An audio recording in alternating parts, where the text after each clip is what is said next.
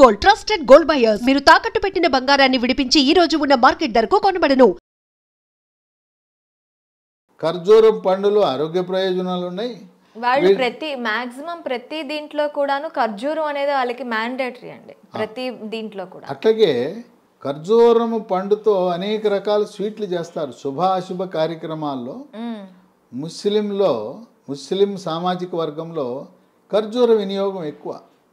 అట్లాగే రంజాన్ సందర్భంగా ఇఫ్తార్ విందిస్తారు.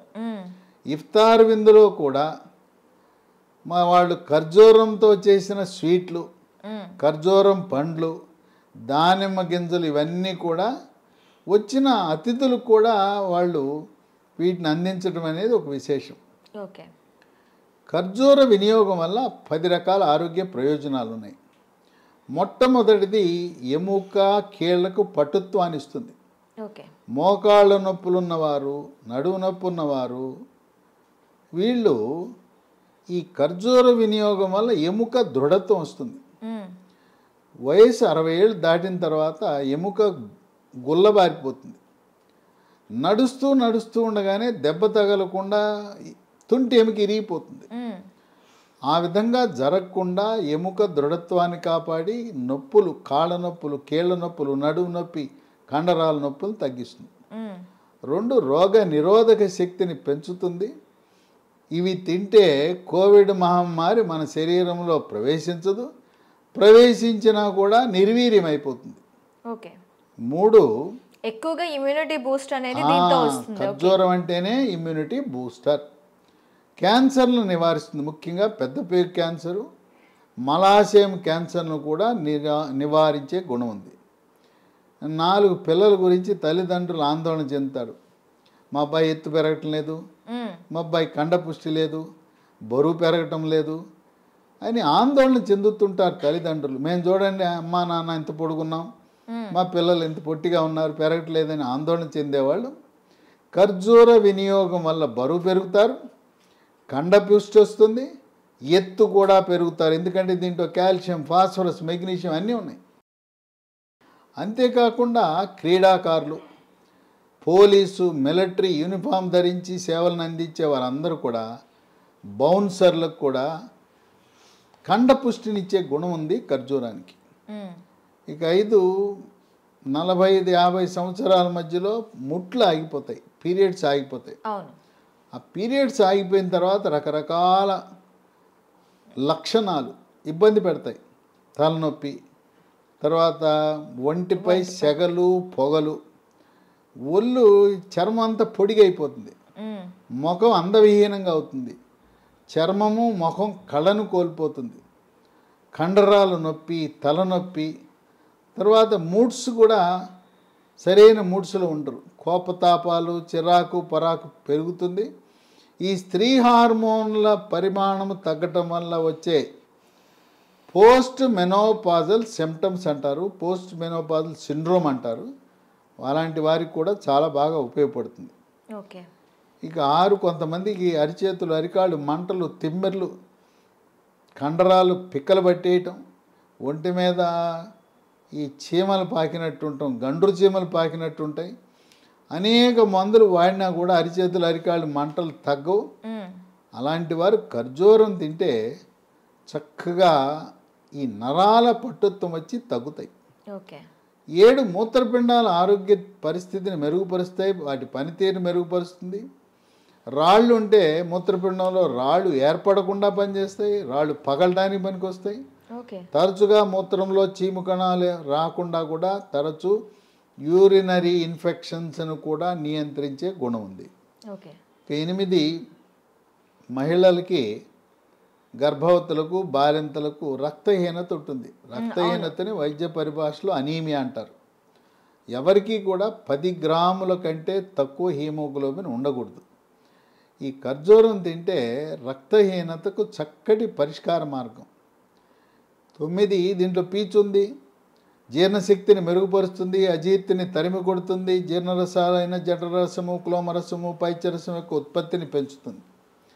ఇదే కాకుండా పీచు ఉండటం వల్ల మలబద్ధకాన్ని నివారించి సుఖ విరోచనం కలుగజేసి మలబద్ధకం వల్ల వచ్చే మొలలు దీన్ని అరిసి మొలలని మూలశంకని పైల్స్ అంటారు.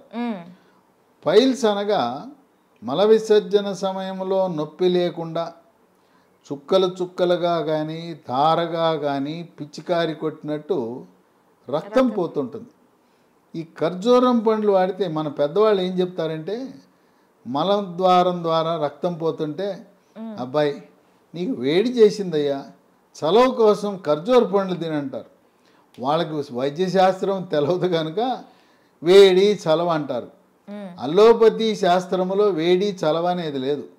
వాళ్ళకి పీచు ఈ ఆహారం తెలవక ఖర్జూర పండ్లు తిను, నీకు చలవకు వచ్చి ఆ మల విసర్జనలో రక్తం పోకుండా కాపాడుతుంది అని అప్పట్లో మన పూర్వీకులు చెప్పేవారు.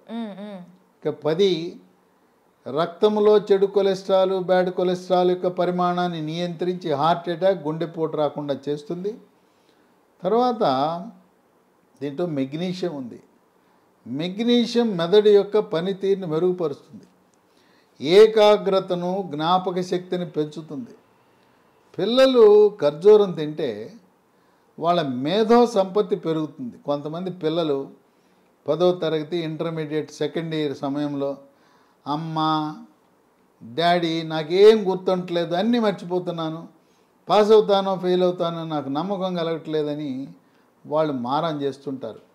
అలాంటి వారికి ఖర్జూరం తినబెడితే ఈ మెగ్నీషియం ప్రభావం వల్ల జ్ఞాపక శక్తి పెరిగి మళ్ళీ నేను మర్చిపోతున్నాననే మాట పిల్లల దగ్గర నుంచి రాదు.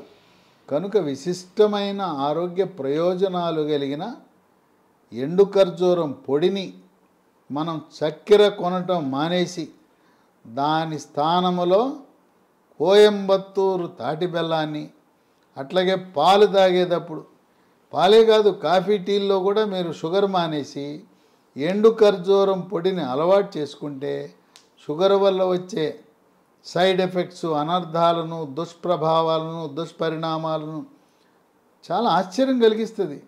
అదేంటి సార్, షుగర్ వల్ల నరాల బలహీనత రావటం ఏంటి, షుగర్ వల్ల క్యాన్సర్లు వస్తాయా, అమ్మో షుగర్లో 55 రకాల రసాయనాలు ఉన్నాయా అని చెప్పి ఆశ్చర్యపోతుంటారు. కనుక మన పాలిట శత్రువు షుగరు. ఇంకోటి కూడా ఉంది, మైదా పిండి కూడా. షుగర్ ఎంత హానికారో మైదా పిండి కూడా అంతే.